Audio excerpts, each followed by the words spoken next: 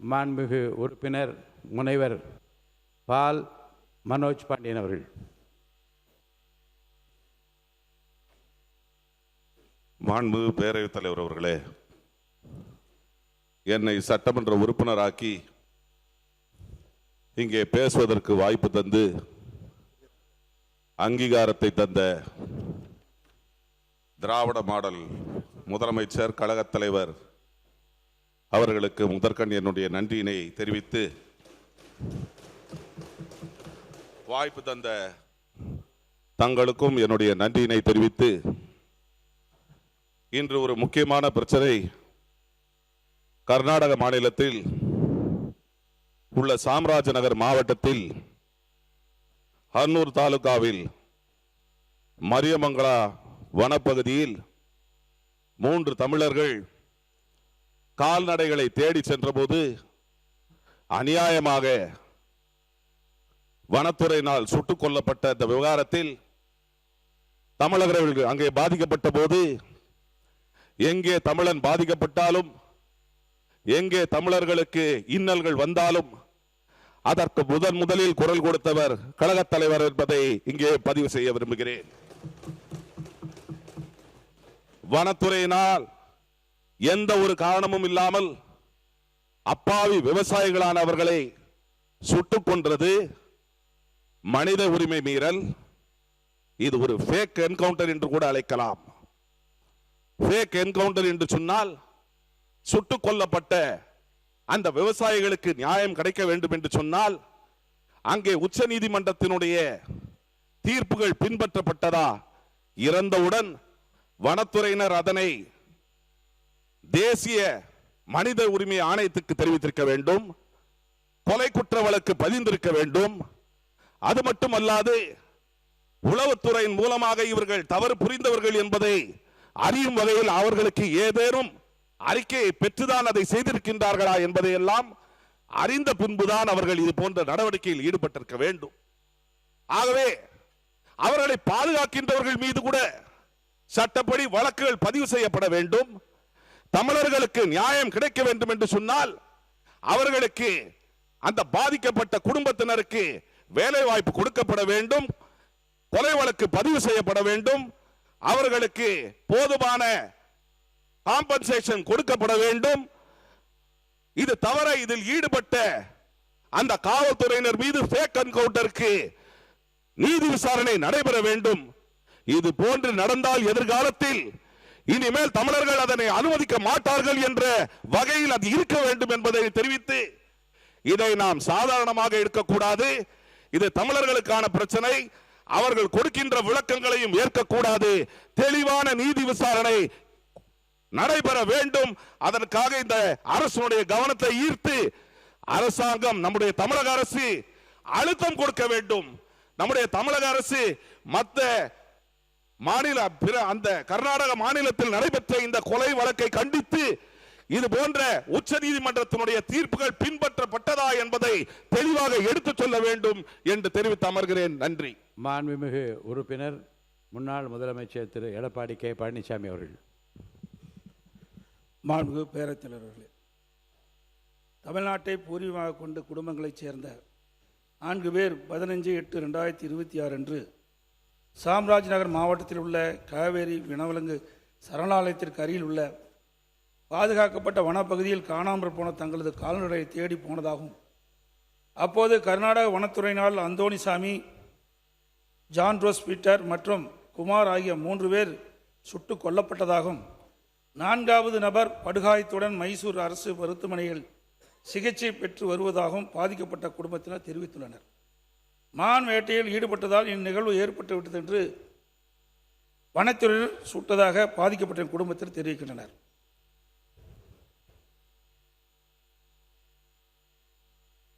அதாவது மான் வேட்டையில் ஈடுபட்டதாக இந்நிகழ்வு ஏற்பட்டதாக அரசும் வனத்துறையிடம் தெரிவிக்கின்றனர். கர்நாடக வனத்துறையினால் அப்பாவி தமிழர்கள் 3 பேர் துப்பாக்கியால் சுடப்பட்டு உயிரிழந்த ஒரு துயரமான சம்பவமாகும். துப்பாக்கிச் சூட்டில் மிகப்பெரிய சதி நடைபெற்றுள்ளதாக தெரிவித்து ஹானூர் கிராம மக்கள் போராட்டத்தில் ஈடுபட்டனர். இச்சம்பவம் நடைபெற்ற இடம் 2 மாநிலங்கள் எல்லை பகுதியாகும். நியாயமான விசாரணை நடைபெற வேண்டுமென்றால் இதை சிபிஐ விசாரிக்கத்தான் உண்மை வெளிவரும். எனவே இவ்வழக்கை சிபிஐ விசாரணைக்கு உட்படுத்த உரிய நடவடிக்கையை இந்த அரசு மேற்கொள்ள வேண்டும். இந்த சம்பவம் குறித்து கர்நாடக சட்டமன்றத்தில் மிகப்பெரிய விவாதம் ஏற்பட்டு சபையை ஒத்திவைக்கின்ற அளவுக்கு நேரிட்டது. உயிரிழந்த மூவரின் குடும்பத்திற்கு கர்நாடக அரசு அறிவித்துள்ள நிதி ரூபாய் 5 லட்சம் மிக குறைவு. எனவே தமிழக அரசின் சார்பாக பாதிக்கப்பட்ட குடும்பங்களுக்கு தேவையான உதவிகள் செய்ய இந்த அரசை வலியுறுத்துகிறேன். இது போன்ற சம்பவங்கள் மேலும் தொடராத வகையில் கர்நாடக அரசோடு தொடர்பு கொண்டு உரிய நடவடிக்கை மேற்கொள்ள தமிழக அரசு முன்வர வேண்டும். இப்பிரச்சனையின் உண்மை நிலையை தமிழக மக்களுக்கு தெரிவிக்க வேண்டிய கடமை இந்த அரசுக்கு இருக்கின்றது என்று கூறி அரசியலின் கவனத்தை ஈர்த்து அமைகிறேன். மாண்புமிகு உறுப்பினர் முனைவர் கணேஷ்குமார் அவர்கள் சுருக்கமாக. மாண்புமிகு பேரவைத் தலைவர் அவர்களே, கர்நாடக மாநிலத்தில் சாம்ராட் நகர் வனப்பகுதியில் தமிழ்நாட்டை பூர்வீகமாக கொண்ட அந்தோணிசாமி, ஜான் பீட்டர், குமார் ஆகிய 3 தமிழர்கள் என்று சொன்னால் அவருடைய நிலைமையை நாம் முதலில் கணக்கில் எடுக்க வேண்டும். மேட்டூர் அணை இங்கே கட்டப்பட்ட பொழுது தர்மபுரி பகுதியில் வாழ்ந்த அவர்கள் மேட்டூர் அணைக்காக தன்னுடைய வாழ்வாதாரத்தையே இழந்து புலம்பெயர்ந்து அந்த கிராமத்தில் சென்று வசித்து இருக்கக்கூடியவர்கள். தங்களுடைய கால்நடைகளான மாடுகள் காணவில்லை என்று வனப்பகுதியில் தேடி சென்றிருக்கக்கூடிய சூழ்நிலையில் சுட்டுக் கொல்லப்பட்டிருக்கிறார்கள்.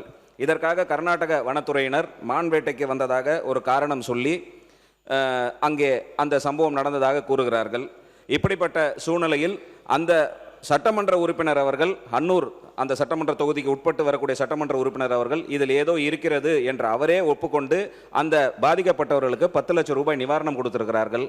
கர்நாடக அமைச்சரும் கூட பாதிக்கப்பட்டவர்களுக்கு 5 லட்சம் ரூபாய் நிவாரணம் கொடுத்திருக்கிறது. இது குறித்து நேற்று ஆனால் கர்நாடக வனத்துறை அமைச்சர் அவர்கள் கர்நாடக சட்டமன்றத்தில் தாக்கல் செய்திருக்கக்கூடிய அறிக்கையில் இது தற்காப்புக்காக நடைபெற்றது, இதில் எந்தவித உரிமை மீறலும் இல்லை என்று ஒரு அறிக்கையை கர்நாடக சட்டமன்றத்தில் நேற்றைய தினம் தாக்கல் செய்யப்பட்டிருக்கிறார் கர்நாடகத்தினுடைய வனத்துறை அமைச்சர் திரு ராமலிங்க ரெட்டி அவர்கள். இப்படியெல்லாம் சூழ்நிலை இருக்கும் பொழுது தமிழ்நாட்டு அரசு தமிழர்களுடைய நலனை காப்பதற்காக மாண்புமிகு தமிழக முதலமைச்சர் ஒரு கண்டனத்தையும் பதிவு செய்திருக்கிறார். நியாயமான விசாரணை இதில் தேவை. இது சிபிஐ விசாரணைத்தால் மட்டும்தான் அங்கு அந்த தமிழர்களுக்கு மென்மேலும் இது போன்ற சம்பவங்கள் நடைபெறாமல் இருக்கும். 15 லட்சம் என்பது போதுமான நிவாரணத் தொகையாக இல்லை. 1 கோடி ரூபாய் அவர்களுக்கு நிவாரணம் வழங்க வேண்டும். மேலும் குறிப்பாக சொல்ல வேண்டும் என்று சொன்னால், புதிதாக கர்நாடக சட்டமன்றத்தில் அவர்கள் தாக்கல் செய்த ஆவணங்களில் ஒரு செட் பேரகான் ஸ்லிப்பர், அதாவது அதோடைய பிரைஸ் டேகோட ஒட்டப்பட்டு புதிதாக ஆதாரமாக சேர்க்கப்பட்டிருக்கிறது. அப்படி என்று சொன்னால், இது இன்றைய காலை வந்தக்கூடிய செய்தி. அப்படி என்று சொன்னால் அவர்கள் புதிதாக செப்பல் வாங்கி போட்டுக்கொண்டு மான் வேட்டைக்கு செல்லவில்லை, மாடை தேடிதான் சென்றிருக்கிறார்கள். அப்படி மாடை தேடி சென்றவர்கள் சுட்டுக் கொல்லப்பட்டிருப்பதை எக்காரணத்தில் கொண்டும் நியாயப்படுத்துவதை நாம் பொறுத்து கொண்டு இந்த அவை இருக்கக்கூடாது என்று ஒரு தாழ்மையான வேண்டுகோளை வைத்து, தமிழர்களுக்கு நியாயம் மட்டுமல்ல, தமிழர்களுக்கான நிவாரணமும் உரிமையும் பெறுவதற்கு சிபிஐ விசாரணைக்கு நம்முடைய அரசு இந்த மன்றத்தின் மூலமாகவோ சட்ட ரீதியாகவோ நடவடிக்கை எடுக்க வேண்டும் என்று கேட்டு இந்த அவையின் கவனத்தை ஈர்த்து அமர்கிறேன். நன்றி. மாண்புமிகு உறுப்பினர் முனைவர் திருமதி தாரகை கத்பட் அவர்கள் சுருக்கமாக. மாண்புமிகு பேரவைத் தலைவர் அவர்களே, கர்நாடகா சாம்ராஜ் நகர் மாவட்டத்தில் உள்ள வனப்பகுதியில் தமிழர்களை சுட்டு தள்ளியுள்ளார்கள். இது மிகவும் கண்டிக்கத்தக்கதாகும். மனித உயிருக்கு இன்றைக்கு ஒரு விலை இல்லாமல் போய்விட்டது என்பது மிகவும் வருந்தத்தக்க ஒரு விஷயமாகவே மாறிவிட்டது. எப்பொழுதும் எந்த பிரச்சனை என்றாலும் தமிழர்கள் என்றாலே ஒரு இலக்காரமாக ஒரு மாறிவிட்ட ஒரு சூழ்நிலையும் இருக்கிறது. இதை நம்மளுடைய மாண்புமிகு முதலமைச்சர் அவர்கள் மிகவும் கண்டித்துள்ளார்கள். இன்றைக்கு கர்நாடக அரசு கொடுத்திட இழப்பீடானது உண்மையிலேயே இதற்கு அந்த உயிருக்கான ஒரு இழப்பீடாகவே நம்ம பார்க்க முடியாது. எனவே இதற்கு கூடுதல் இழப்பீடும் கொடுப்பது மட்டுமல்லாமல் இதற்கு தகுந்த சிபிஐ விசாரணையும் நடக்க வேண்டும் என்பது தமிழக காங்கிரஸ் கட்சியினுடைய நிலைப்பாடும் என்பதை நான் தெரிவித்துக் கொள்கின்றேன். அதே போல இன்றைக்கு மகிமைதாஸ் என்பவர் அங்கே உயிருக்கு போராடி கொண்டிருக்கக்கூடிய ஒரு நிலைமையும் இருக்கிறது. அதற்கும் அந்த கர்நாடக அரசாங்கமானது முழுவதுமாக அவருடைய சிகிச்சைக்கு அவருடைய ட்ரீட்மெண்ட்ஸான செலவுகளை கம்ப்ளீட்டாக எடுக்க வேண்டும் என்பதும் தமிழக காங்கிரஸுடைய நிலைப்பாடாகவே இருக்கிறது. எனவே இந்த இறந்து போன்ற 3 பேருக்கும் கர்நாடக அரசு அவர்களுக்கு வேலையும் வாய்ப்பையும் கொடுக்க வேண்டும் என்பதை கூறி ஆணித்தரமாக சிபிஐ விசாரணை அமைய வேண்டும் என்பதை கூறி தமிழக காங்கிரசினுடைய நிலைமையை நாங்கள் நிலைப்பாடையும் எடுத்துக் கூறுகிறோம். நன்றி. மாண்புமிகு உறுப்பினர் திரு டி ராமச்சந்திரன் அவர்கள்.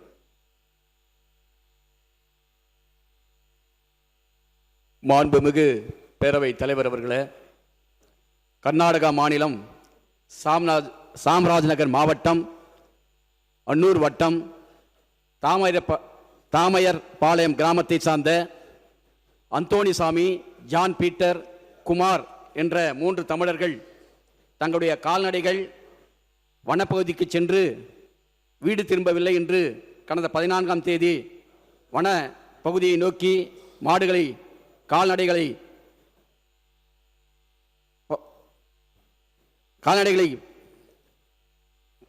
நோக்கி சென்றிருக்கின்றனர். அப்போது கர்நாடகா வனத்துறையினர் சுட்டதில் அந்தோணிசாமி, ஜான் பீட்டர், குமார் ஆகிய 3 நபர்கள் உயிரிழந்திருக்கிறார். உடன் சென்ற ஒரு நபர் பலந்த காயங்களோடு இன்றைக்கு மருத்துவமனையில் அனுமதிக்கப்பட்டிருக்கிறார். வனத்துறையுடைய இந்த அராஜக போக்கை இந்திய கம்யூனிஸ்ட் கட்சியின் சார்பாக வன்மையாக கண்டிக்கிறோம். அதே போல இவர்கள் மீது கொலை வழக்கு பதிவு செய்ய வேண்டும்.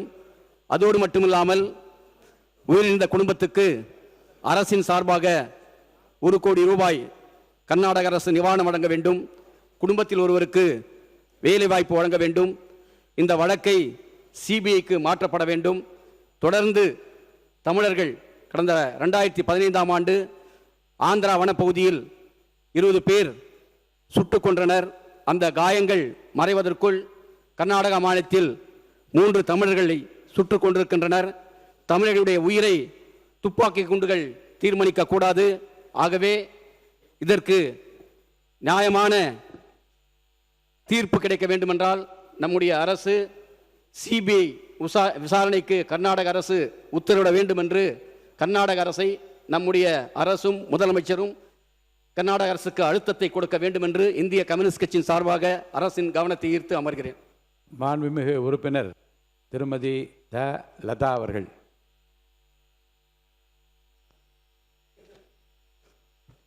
மாண்புமிகு பேரவைத் தலைவர் அவர்களே, கர்நாடக மாநிலம் சாம்ராஜ்நகர் மாவட்டம் ஹானூர் தாலுகா தோமையார் பாளையம் கிராமத்தை சார்ந்த தமிழகத்தை பூர்வீகமாக கொண்ட விவசாயிகள் வழக்கமாக மாடு மேய்க்கும் வனப்பகுதிக்குள் காணாமல் போன மாடுகளை தேடிச் சென்று அந்தோணிராஜ், ஜான், குமார் ஆகியோரை கர்நாடக மாநில வனத்துறையினர் சுட்டு கொலை செய்திருப்பது வன்மையாக கண்டிக்கத்தக்கக்குரியது.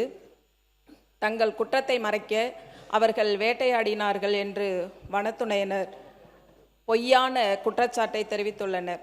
இந்த துப்பாக்கி சூட்டை கொலையை எவ்வகையிலும் ஏற்றுக்கொள்ள இயலாது என்று மார்க்சிஸ்ட் கம்யூனிஸ்ட் கட்சி வலியுறுத்துகிறது. சம்பந்தப்பட்ட வனத்துறையினர் பணி நீக்கம் செய்து கைது செய்ய வேண்டும்.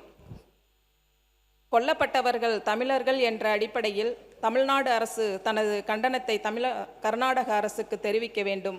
உயிரிழந்த தமிழர்களுக்கு 1 கோடி ரூபாய் நிவாரணம் வழங்கிட வேண்டும். இது குறித்து உரிய முறையில் நீதி விசாரணை உத்தரவிட வேண்டும் என்று கேட்டுக்கொண்டு அமர்கிறேன்.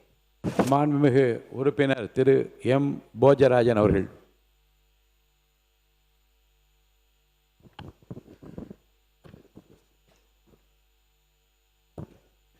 மாண்புமிகு பேரவைத் தலைவர் அவர்களே, முதலாவதாக இந்த துயர சம்பவத்தில் இறந்த அந்த குடும்பங்களுக்கு எங்களுடைய பாரதிய ஜனதா கட்சியின் சார்பாக ஆழ்ந்த இரங்கலையும் அனுதாபத்தையும் தெரிவித்துக் கொள்கின்றோம். இன்னொருவர் சிகிச்சை பெறுவதாக சொல்லப்படுகிறது. அவர் சிகிச்சை பெற்று திரும்ப வேண்டும் என்று பிரார்த்தனை செய்து கொள்கின்றோம். இது வன்மையாக கண்டிக்க வேண்டிய ஒரு நிகழ்வு.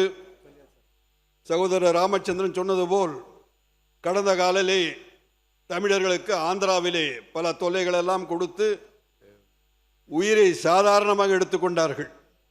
அதே போன்ற நிகழ்வு இன்றும் தொடர்ந்து விடக்கூடாது. ஆகவே ஒட்டுமொத்தமாக கட்சி பாகுபாடு இன்றி இது போன்ற தமிழர்களுடைய நலனை கருதி ஒட்டுமொத்தமாக நமது எதிர்ப்பினை தெரிவித்து பாதிக்கப்பட்டவர்களுக்கு ஏற்கனவே உறுப்பினர்கள் சொன்னது போல் கொடுத்த நிவாரணம் தொகையெல்லாம் போதியதாக அல்ல. ஏனால் உயிருக்கு ஈடு இல்லை. இருந்தாலும் அவருடைய குடும்பத்தை பாதுகாப்பதற்கு ஒரு தொகை கொடுக்க வேண்டும்.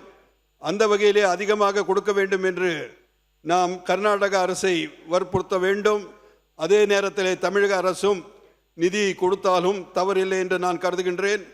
எங்களுடைய பாரதிய ஜனதா கட்சியின் சார்பாக கர்நாடக அரசு அவர்கள் அதிகாரிகள் செய்து கொண்ட அந்த முறை அவசரமாக செய்ததை பார்த்தால் நமக்கு சந்தேகங்கள் எழுகின்றன. ஆகவே உரிய விசாரணை செய்து அந்த அதிகாரிகளை கண்டிப்பாக நடவடிக்கை எடுத்து நமது தமிழர்களுக்கு பாதுகாப்பு ஒரு உணர்வை நாம் ஏற்படுத்த வேண்டும் என்று பேரவைத் தலைவர் அவர் மூலமாக கேட்டுக்கொள்கின்றேன். நன்றி, வணக்கம். பிளே ஸ்டோர் மற்றும் ஆப் ஸ்டோரில் இருந்து பாலிமர் செயலியை QR கோடு மூலம் பதிவிறக்கம் செய்யுங்கள். செய்திகளை உடனுக்குடன் பெறுங்கள்.